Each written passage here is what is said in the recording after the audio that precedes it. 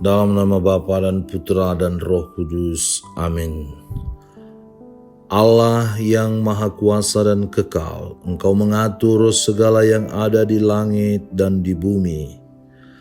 Maka kami mohon, dengarkanlah dengan rela permohonan-permohonan umat-Mu dan berilah damai-Mu bagi kami pada zaman ini. Dengan pengantaraan Tuhan kami Yesus Kristus Putra-Mu, yang hidup dan berkuasa, kini dan sepanjang segala masa. Amin.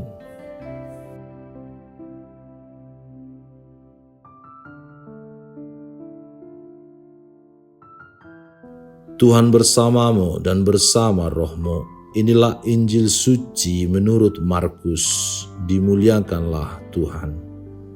Sekeluarnya dari rumah ibadat itu, Yesus dengan Yakobus dan Yohanes pergi ke rumah Simon dan Andreas. Ibu mertua Simon terbaring karena sakit demam. Mereka segera memberitahukan keadaannya kepada Yesus. Ia pergi ke tempat perempuan itu dan sambil memegang tangannya, ia membangunkan dia, lalu lenyaplah demamnya. Kemudian perempuan itu melayani mereka. Menjelang malam, sesudah matahari terbenam, dibawalah kepada Yesus semua orang yang menderita sakit dan yang kerasukan setan. Maka berkerumunlah seluruh penduduk kota itu di depan pintu. Ia menyembuhkan banyak orang yang menderita bermacam-macam penyakit dan mengusir banyak setan. Ia tidak memperbolehkan setan-setan itu berbicara sebab mereka mengenal Dia. Pagi-pagi benar, waktu hari masih gelap, ia bangun dan pergi keluar. Ia pergi ke tempat yang sunyi dan berdoa di sana.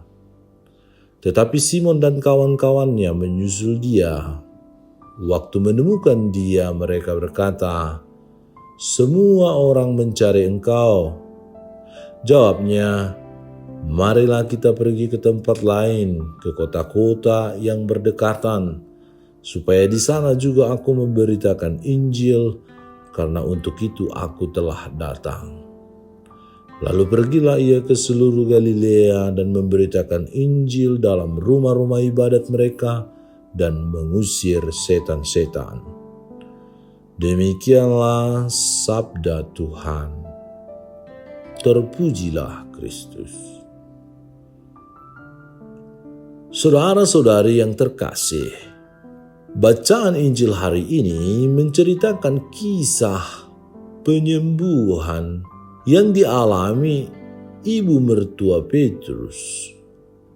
Yesus datang ke dunia ini bukan untuk memberikan kesembuhan jasmani saja, namun Dia datang untuk memberikan kesembuhan rohani juga, yaitu pembebasan manusia dari belenggu dosa dan kejahatan. Setelah semua peristiwa-peristiwa penyembuhan dan pengusiran roh setan, Yesus segera mengajak pergi murid-muridnya. Marilah kita pergi ke tempat lain, ke kota-kota yang berdekatan, supaya di sana juga aku memberitakan Injil. Karena untuk itu aku telah datang. Dalam Injil dikisahkan bahwa Yesus mengunjungi keluarga muridnya dan menyembuhkan mertua Simon yang sakit, dan juga mengusir roh-roh jahat serta banyak orang-orang sakit lain yang Dia sembuhkan. Yesus menunjukkan mujizat kesembuhan jasmani. Ini dilakukannya sebagai suatu tindakan untuk menyatakan bahwa Dia adalah Tuhan yang menjadi pemenuhan nubuat para nabi, dan juga untuk mendukung pengajaran yang akan diberikan seperti yang terjadi pada penggandaan roti dan ikan untuk menjelaskan tentang Ekaristi. Yesus datang untuk dunia, semua pelosok dimanapun kita berada. Menjadi permenungan bagi kita adalah apakah kita menyadari kehadiran kasih dan karunia Yesus di dalam setiap langkah hidup kita. Ataukah kita kerap lupa dengan kehadirannya yang menyertai dan membimbing langkah hidup kita? Semestinya kita semakin dewasa untuk semakin mengenal kasih Allah dalam diri Yesus Kristus dan berani menjadi saksinya dalam kehidupan dimanapun kita berada. Sejak Yesus tampil sebagai pengajar dan pengusir roh jahat di rumah ibadat di Kapernaum, ia langsung menjadi bahan pembicaraan di seluruh penjuru di seluruh Galilea. Tersebarlah dengan cepat kabar tentang dia ke segala penjuru. Penginjil Markus mengisahkan bahwa setelah pertemuan suci di rumah ibadat, Yesus bersama-sama dengan keempat muridnya pergi ke rumah Simon dan Andreas. Ketika Yesus tiba, para murid memberitahu mengenai kondisi ibu mertua Simon yang sedang terbaring karena sakit demam. Suasana hati orang-orang yang datang berkunjung tentu kurang begitu gembira karena diwarnai suasana yang sedang sakit yang diderita, yang dialami oleh ibu mertua Simon. Tetapi Yesus menghampiri tempat pembaringan itu, mendekat ke ibu mertua Simon. Sambil memegang tangannya, ia membangunkan dia dan menyembuhkan dia, maka lenyaplah sakit demamnya itu. Setelah sembuh, ibu mertua Simon melayani mereka. Kehadiran Yesus di rumah Simon tidak hanya membuat ibu mertua Simon sembuh dari sakit demam, tetapi mengubah suasana rumah yang sebelumnya mendung menjadi cerah ceria dan penuh kasih serta sukacita persaudaraan. Para penduduk Kapernaum yang tahu tempat Yesus berada datang membawa orang-orang sakit dan kerasukan setan di depan pintu rumah Simon. Yesus mendekat para penderita sakit tersebut. Dia menyembuhkan mereka dan melenyapkan setan-setan. Betapa gembiranya orang-orang yang disembuhkan dan dibebaskan oleh Yesus. Hidup mereka yang sebelumnya suram karena dikuasai oleh penyakit dan kuasa kejahatan, kini menjadi cerah ceria, terbebas dari kuasa kegelapan atau setan atau roh jahat. Apa makna kisah Injil hari ini bagi kita? Pertama, kehadiran Yesus dalam hidup kita mengubah situasi hidup kita yang suram dan mendung karena berbagai alasan menjadi cerah ceria dan penuh sukacita serta kebahagiaan. Singkatnya, kita diselamatkan.